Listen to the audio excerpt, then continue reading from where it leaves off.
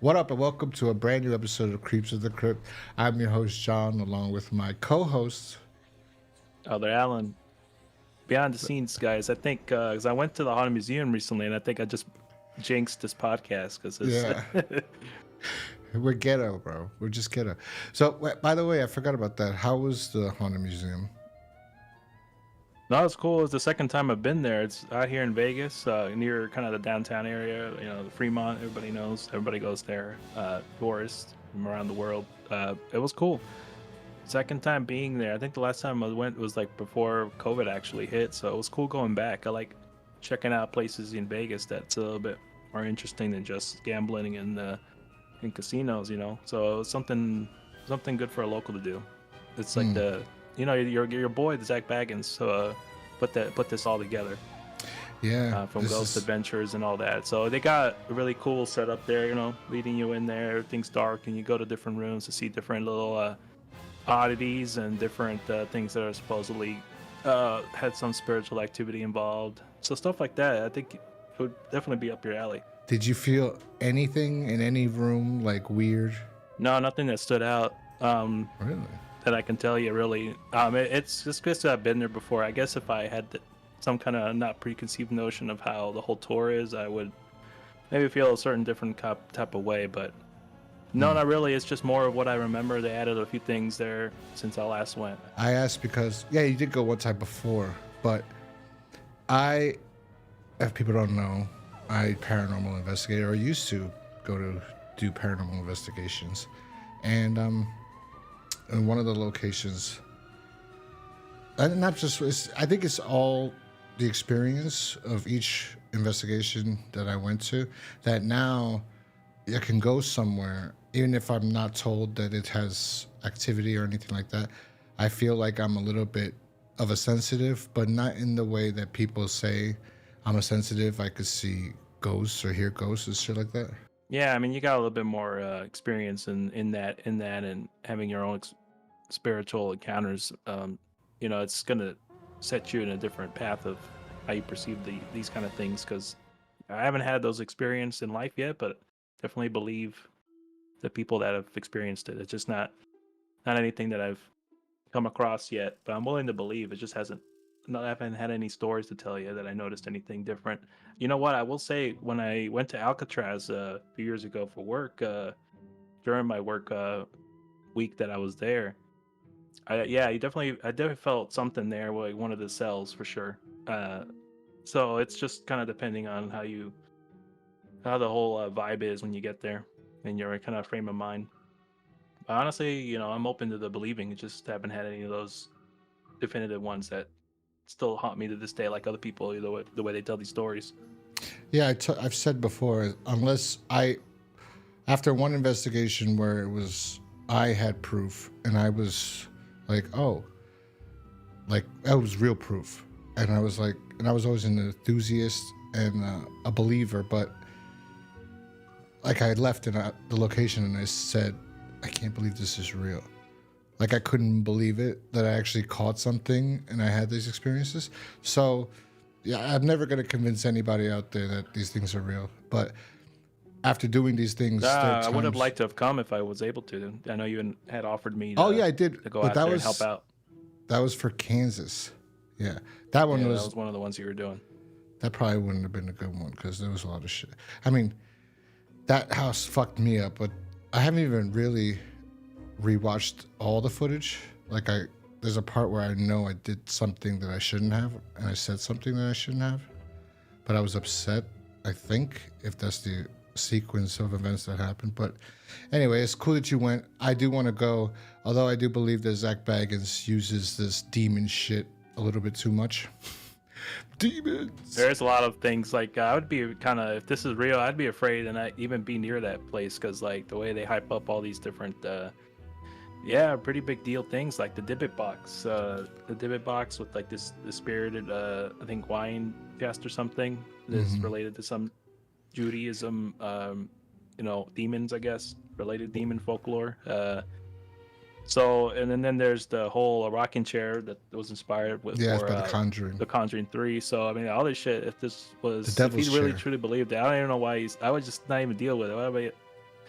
But that's a whole nother deal. But I know I get it. It's like everything's up to interpretation. Everybody's beliefs and stuff. But I don't necessarily don't believe a whole lot of it personally. Yeah. Well, until you have your experience, you won't. So I'm not going to try to convince you. Up to that time, we'll see. Yeah. But we're here to talk about this beautiful episode of Tales from the Crypt. That's called. Speaking of not believing, the reluctant vampire. Can you believe it? The vampire does not want to eat people or use his powers for something interesting. And instead, we get Michael McDowell in a terrible wig, and working as a night security guard for a blood bank. But as you were saying, this episode is titled "The Reluctant Vampire." It aired on July 10th, 1991, and it stars, as you said, Malcom McDowell, George Wendt from Cheers, and Sandra Dickinson from I don't know where. She's just, I don't know why. Anyway, it was directed by Elliot Silverstein, who has directed some other things before, a lot of TV stuff. Actually, no. The Happening, but not The Happening you're thinking of. It's a 1970 happening. The Firm, but not The Firm you're thinking about. It's a TV show. Yeah. He did do a lot of TV stuff. Anchor Bay? Did he no, mostly TV. A rip-off Casablanca? Yeah, actually, you know what? I think this episode ended his career. Because this is the last thing he did. Unless he died. Yeah, I think that's true. Yeah, I was looking at his info, and that was the last thing he did. Mm-hmm. But apparently, he had directed 4 episodes for the Tales from the Crypt in general. Some of which I'm looking ahead. We haven't gotten to yet, so we can't really say anything about them. Yeah, I already know. We're gonna have 3 episodes more that suck, pretty much. I'm gonna have to remember. Yeah, if that's any. Well, we'll see. Yeah. I'm gonna have an open mind, but no, it's safe to say this guy's hasn't done much after this episode, and damn, what a way to go. But you know what? I mean, you read the comic of this episode that's based on, so you would know more than me what this. But let's get to say what the episode's what you did basically. You said, "Oh, it's about some fucking stupid security guard that's a vampire." That's it. That's the security guard at a blood bank that's a vampire, and he drinks the blood, and they're running low on their quotas because they have to reach quotas for some reason in this universe, because like people are. Yeah, that was so strange. And they made it seem like this blood bank was an actual bank, like it's in the back, is in a vault, and then he has to change the book. The George Wendt is the head of this bank, blood bank, and. But they're getting donations, right? They get like not the blood donations. They get like funding or something. I was just so uninterested in this whole thing because they took an approach that was the approach Hollywood decided to take with all comic book films before Spider-Man. Besides Tim Burton and Richard Donner, right? These 2 guys were the only ones that successfully made comic book movies in the 80s and late 70s. I think Richard Donner's Superman is the late 70s. These are the only 2 guys. So after that, for some reason, they decided to go the Joel Schumacher way. And but this is 1990. So Batman was already out. So why would the writer think he couldn't make a more serious Batman? Well, then again, Batman Returns was pretty ridiculous. A little bit. There was some parts that were... I love it. I really do like Batman Returns more and more every time as I get older. I like what he was trying to do because he was loosely basing it on The Dark Knight Returns. If you think about it, the Penguin looks like a mutant. There's the mutants in the Batman Returns, in the Dark Knight Returns comic, the gang of the mutants, and so it's not an older Batman, but he's been doing it for a while now. So, he's falling in love with Catwoman, and as a kid, you thought that the cat's licking her was her becoming supernatural, and it's not. Well, maybe that's the attempted idea, but I don't really think so. I just think she survived. She just survived this fall because of all those. Breaking through all those little little covers, right? Whatever they were, I forgot what we could call those. That she managed to survive. I mean, to me, that scene when she gets pushed off by Walken and then all the cats swarm her and lick her. To me, it seemed more, at least the way Burton did it, is a little bit more. It's more symbolic than really, literally. She got powers from the cat. Yeah, I don't think she gets powers from that, and it does it's kind of like they kind of make you. They do a little like look, like a little hint, like something like a spiritual. But I don't think so. I just think she survived, and then she like the fall and the hit on her head made her change her personality more than anything, and that's why she's a different person because she has brain damage, or like a concussion. Or whatever. But anyway. But funny enough when you rewatch the scene, but she felt pretty fucking high, so I think she'd be dead. Yeah, that's what I'm saying. Like, how far down she fell. That's what I'm saying. Like those things like slowed her fall, which they did on MythBusters. They did something like that because there was another movie that did the same thing. I think it was a James Bond movie or Indiana Jones or some shit. I don't think it's Indiana Jones, but it might be.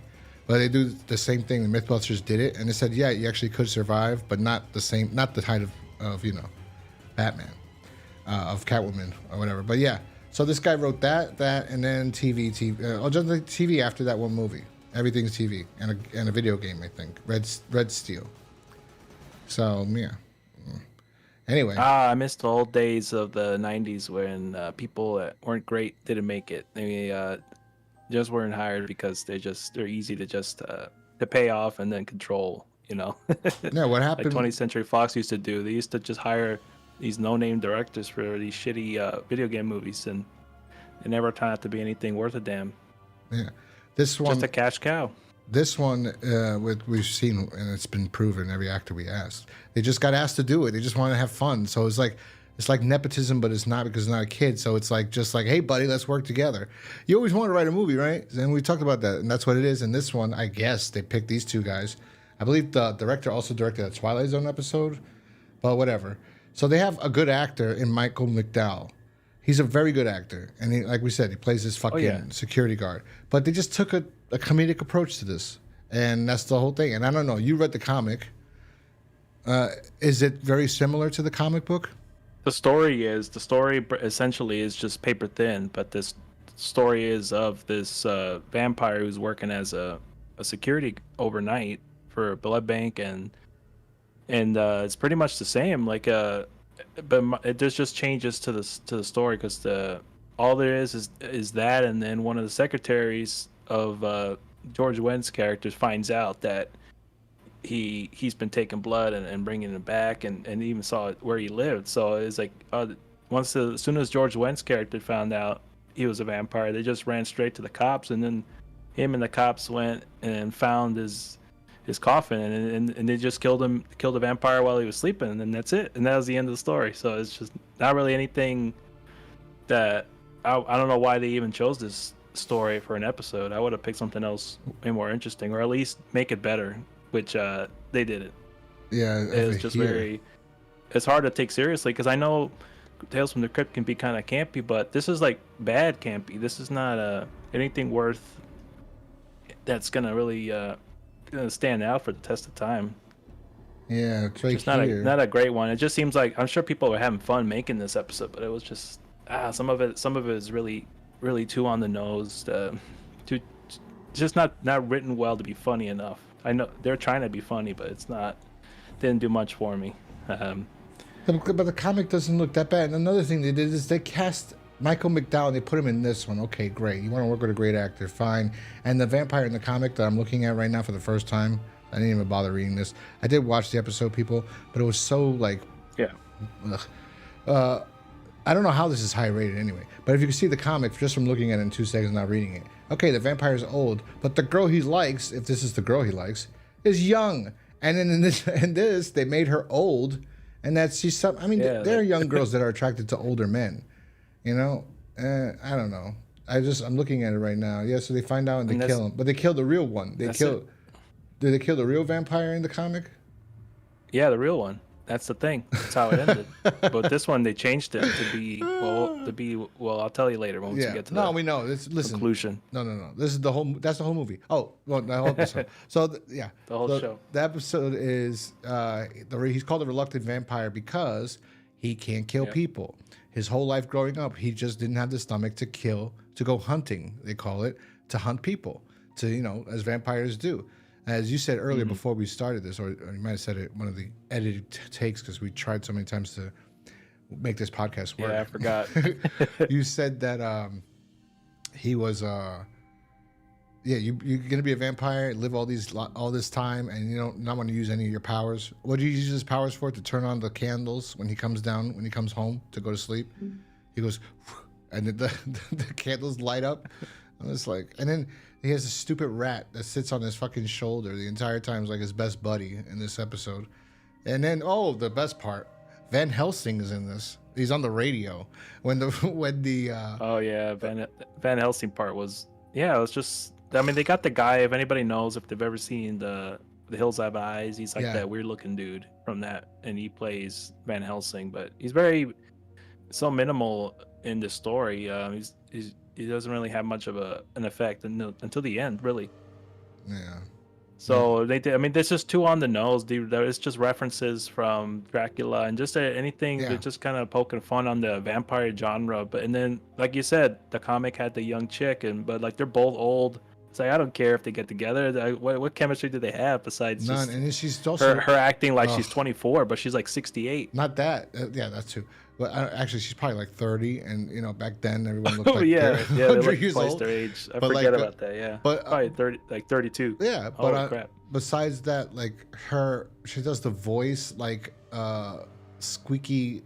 I don't know. So It's what's in the stereotypical vein 50s. of like kind of like those actors from the 40s, like like that. Like, you know, it feels like she's in a different movie. I want to know why there never seems to be as much blood available as we're taking in. I don't know why. You better find out why, sweetheart, or your little butt's gonna be out on the sidewalk. Oh no, Mr. Crosswhite, I need this job. Honey, you're dead weight on a sinking ship. Please, Mr. Crosswhite, I'll get to the bottom of it.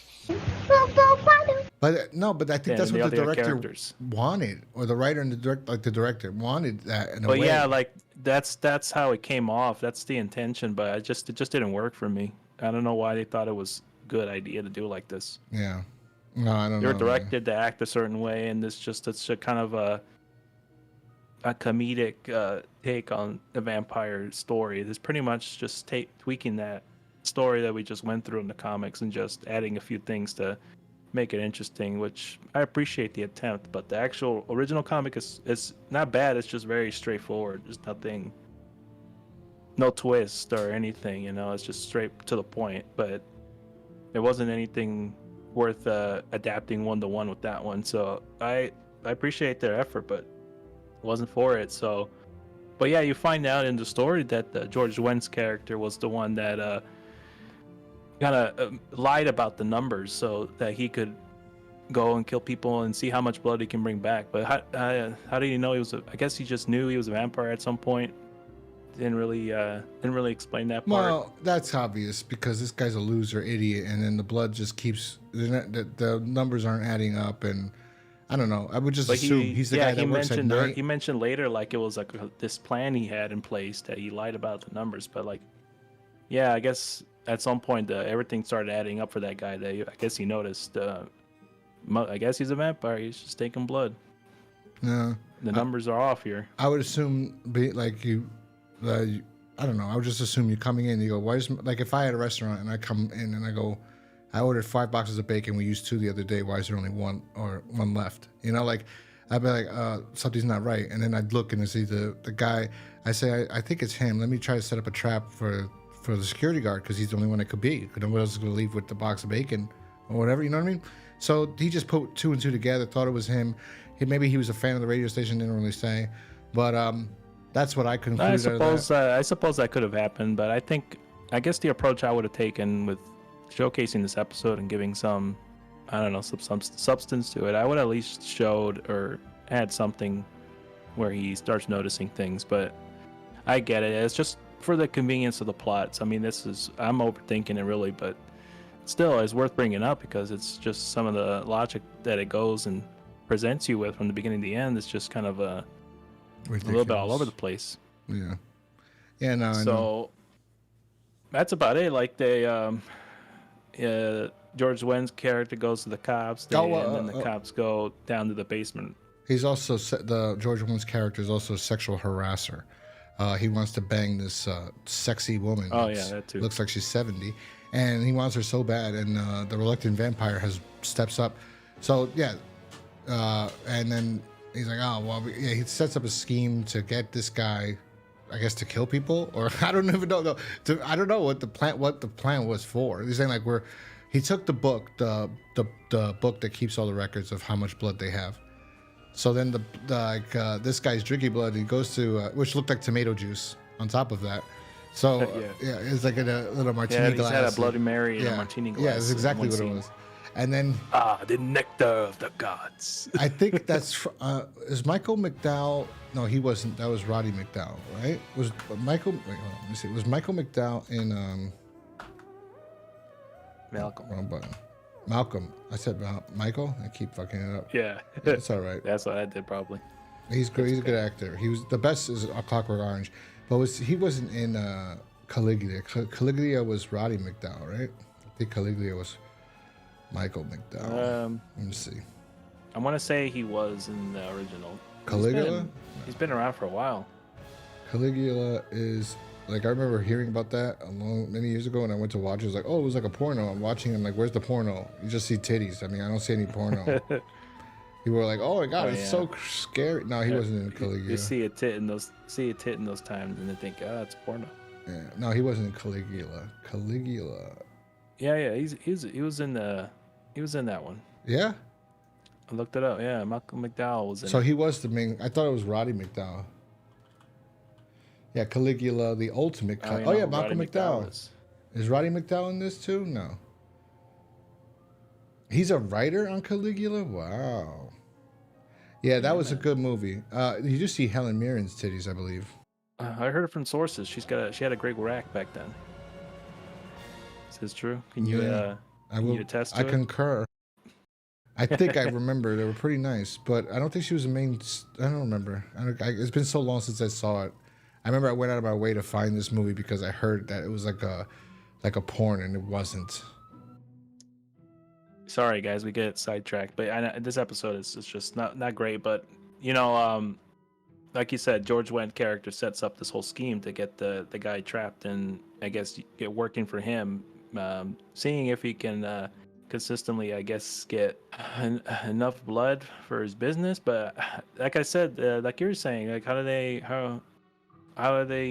he trying to make extra money? Is he gonna sell it on the side? How's this gonna benefit him?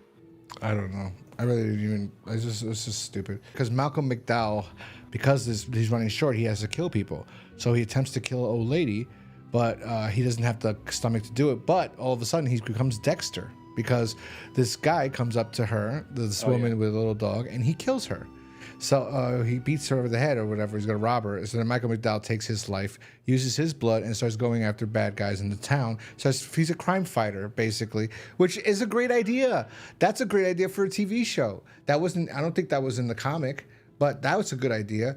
Instead, they play it off like comedic, and then Van Helsing comes and talks to the cop, who's the principal or the teacher from fucking The Breakfast Club, and he don't want to be there either. Now nobody wants to be in this episode besides besides the woman. It's pretty rough. Yeah, and then it got even more campier. Like you got that scene where after he killed the guy, he's got a tube tied to him, and he's squeezing him, giving him the Heimlich, he's stomping on him. You have to get the blood out. 450 splashes, moonsaults on this guy to get all the extra blood into this 5-gallon like water jug.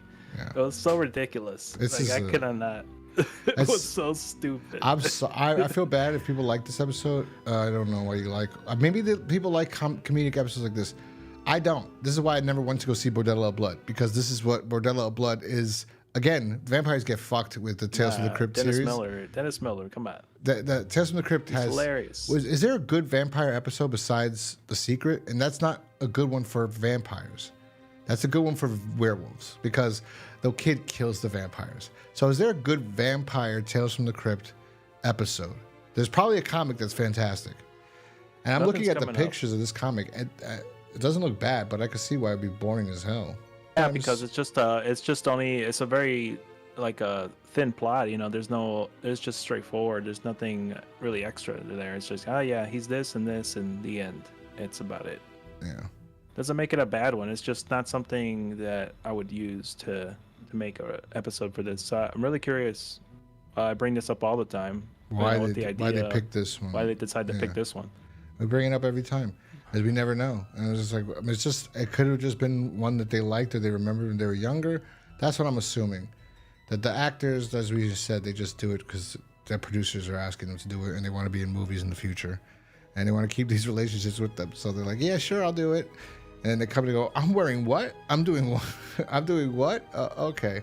But that's how it is. Yeah. No, I mean, this is just the way I interpreted it. It might be different for others, but I guess I wanted a little bit more than what they were trying to do. I get that there's people that look at this one positively. I mean, I looked a little bit on IMDb, but I just don't think it's a good one.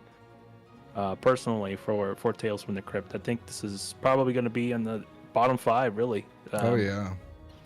But that's just me. But I get what they were doing. Like, I get the intention of the whole episode, but it just didn't work for me. It wasn't really funny, and then sometimes it didn't seem like some of the people that even wanted to be there, and it seemed like they're acting differently, directed differently for each scene. It just didn't.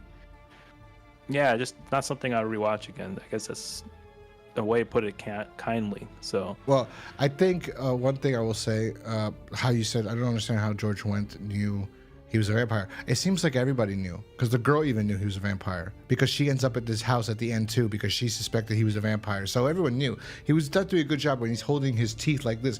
Oh, sorry. I was just got a little excited. He gets excited by the sexy woman, and his fangs come out because he wants to drink her blood. Yeah, it's like he's got a boner, I guess, in his fangs. Yeah, that's what it is like. It's like an erection. His teeth are like an erection. And so George Wendt goes, and then they outsmart him, lock him in the casket. When Van Helsing and the cops show up, because they found out that casket was delivered to that house with the soil from Transylvania, blah, blah, blah, blah. And they go and they accidentally kill George Wendt instead of the vampire. And the episode almost ends, but she wants to be turned into a vampire, and he does it for her. And he has confidence because she finds him attractive. He's got a woman to spend the rest of his life with, and he's probably going to go out there killing vampires. I mean, not killing vampires, killing criminals all over, because that's how he'll get his blood now. Unless she becomes the new head of the company, and then they could just drink all the blood they want all the time. But I would assume he would become a crime fighter. That's what I would assume. But yeah, so that's The Reluctant Vampire. It's got a 7 rating, a 7.0 rating. I accidentally thought that Roddy McDowell was in Caligula, not Malcolm McDowell. So I'm mistaken there. Right. But yeah. This episode's got a 7 rating, I think, on IMDb. IMDb is always known to rate things way too high, in my opinion. And this is one of them. Yeah, I thought Rotten Tomatoes was bad, but it's like the opposite. Yeah, this is pretty ridiculous, actually. Crypt Keeper opens and closes this dressed like Dracula. Not much to talk about there either. Michael Berryman is the guy from The Hills Have Eyes with the unique face that he did a lot of things back in the day. And he's Van Helsing. Yeah. And he was stupid. It's just a stupid episode.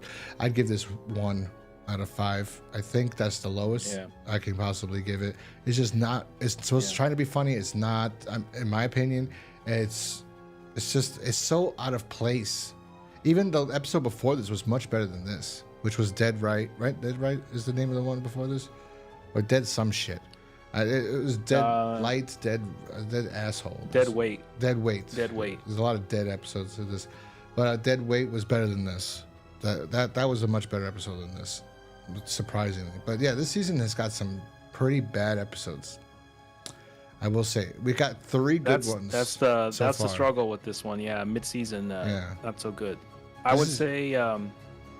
Yeah, for me, I'm probably going to give it that same amount, same rating, 1 out of 5 for me. I'd rather watch It Comes From the Grave than this one. That's how kind of rough it is for me. I'd rather, at least I get to see Terry Hatcher, so I'd rather watch that one. Yeah, but 1 out of 5 for me. I think this is the lowest out of the whole series. I think this is going to be the lowest. I think this is, so far, this will be in my opinion, this is the worst one I've seen so far. Out of every episode, this is the worst. I didn't think so either. I thought it was, it's not that bad. When you were telling me you don't like this episode, well, it's not that bad.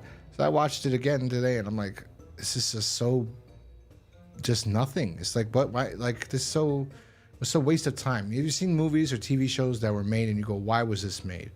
Sometimes that happens. Like I love watching bad movies. I said it earlier. This isn't even bad to make fun of and laugh. This is nothing there. It's just stupid. They're trying to be funny and they're not. You know what I mean? And like there are bad movies that are good that I like good bad movies are bad movies that are not intentionally trying to be bad movies. They're just fucking suck because they have terrible actors. The director doesn't know how to direct. The writer wrote something stupid, and the episode is just fucking terrible because of that reason. Like, it's so bad, it's funny, it's good. It's so bad, it's good. The acting is terrible. It's so great. This is trying to be funny, and it's not. And they're really trying. Everything there, I mean, and this director doesn't seem to know how to move the camera much either, to be honest. I don't know.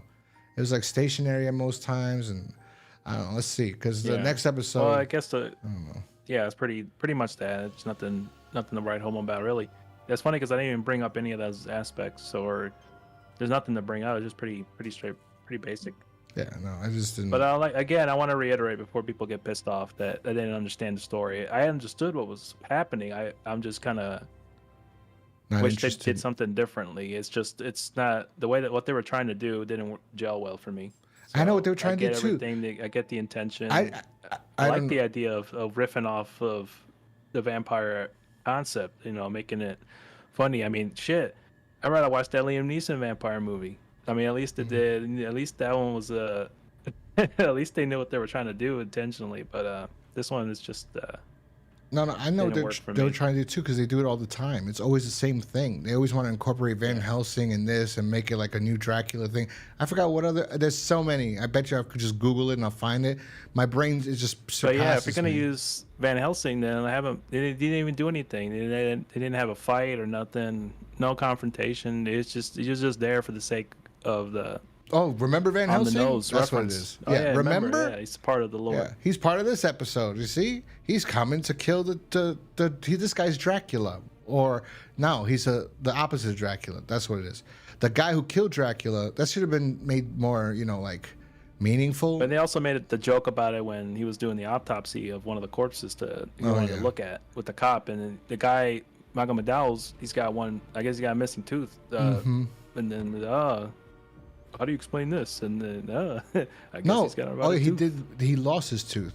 He didn't have a missing. He like broke off. So again, kind of making fun of like the cop not believing him because because I think the two you're crazy. He's not a vampire. I think he's got one fang. I think the one poke is because he was using a hose to drink the blood. Because he had both his fangs. I don't know. I forget if he broke one, he lost one. I forget. That could have been it too, but that was their assumption of like. Trying to explain it. But I honestly between those forget. two characters, the cop and Van Helsing.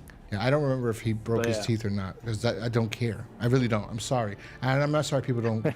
If people get upset, I don't because people get upset all the time. They get upset when I didn't like the first episode. You have a right to be upset, and you have a right, But whatever. I'm sorry. I just don't like this episode. Hopefully, there are other ones coming up that are better. There's a few, although I don't think. There's one that's really. Well, I remember there's one coming up on the next one. I think would be a bit more interesting to talk about than this one. And there's one I've never seen. There's one. Actually, there might be two because I'm looking at another one. I don't remember this one. So there might be two I've never seen before. Like for somehow they just keep skipping. But one of them is coming up that I've never seen before. So that's going to be interesting to watch. Like I always see the beginning and nothing else. I always miss it because and then there's another episode that's. People like that I don't like. But let's see, because this episode was, I think, the worst episode. I'm surprised it's so high rated. I wonder what's the lowest rated episode of this season. Oh, it's coming up. Oh wow, that episode I did not see. One of the episodes that I don't think I've seen is the lowest episode this season. So that's interesting. There's one about a reporter. Yeah, that's the one I haven't. That's one of the ones I don't remember seeing. So I'll see it and see if I remember it. But I right now looking at it, I don't remember seeing it. So that's pretty rough. Yeah, it's pretty forgettable. Yeah, but it's pretty bad that this one is so. It's like I look forward to the next one. The Ease Will Kill You Guys. That one I remember liking, but we'll get into it. We'll see. Anyway, guys, that's been this episode of Creeps from the Crypt. I'm not going to plug anything anymore, except for GhostCrusadersMerch.com. We have a new shirt out there, Naughty or Nice. Check it out. You can click the button on this video. It takes you to the shop, and you'll see the shirt. And if you like it, check it out. Purchase it. I don't splash logos everywhere, and it's pretty cheap. That being said, I'm not going to plug anything else. I'm not in the mood to plug anything else. This episode kind of drained the life out of me a little bit. I think it's just trying too just hard. a lot of trial and error with all the issues going on. Well, that too. That drained the life out of me also. But like this episode was like they were trying so hard to be funny. They really were trying. That's why they got George Wendt on this, was because they wanted to be funny. And yeah, he's playing it like a straight actor. It's like he's not playing it like a comedian because it was a terrible episode. And because she's playing it like a comedy, and so is Malcolm McDowell. Like I don't know. Maybe he thought he was having a good time doing this. I don't know. He was like, Might have been drinking back then. maybe something. I don't know. I could have asked Might have him, impaired but his I didn't judgment feel like on asking his him delivery. this episode already. This sucks. I It's knew cursed. it. It's I knew because it. I went to the museum. That's why. No, Fucked everything up. I hate this podcast episode. I hate this episode that we watched. I hate recording it today. Donald Trump got shot today, so that's another thing. That's like, oh shit. That's today. We're recording this. It's actually July 13th. So Donald Trump was shot at today, and we won't find out anything. Yeah. I'm pretty sure about this person really. Little things, nothing really important that you should find out. But anyway, like. This always happens, always. And the FBI always knows about the person. There's always red flags, and we never know. They're going to know he was on the wild, and they just didn't know. But anyway, guys, that's our review for The Reluctant Vampire. We will see you guys next time when we review Season 3, Episode 8, called Ease'll Kill Ya, starring Eric Roth, right? That's his name? The guy from Reservoir Dogs.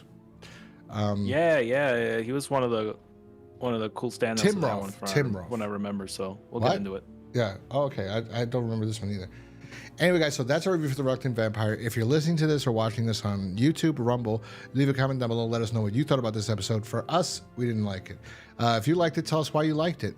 If you're listening to this on the podcast, we'll see you guys next time when we review Episode 8, Ease'll Kill Ya. Leave a review for wherever you're listening to us. It actually does help us. And check out GhostCrusadersMerch.com for merch. And we will talk to you guys next time. Peace.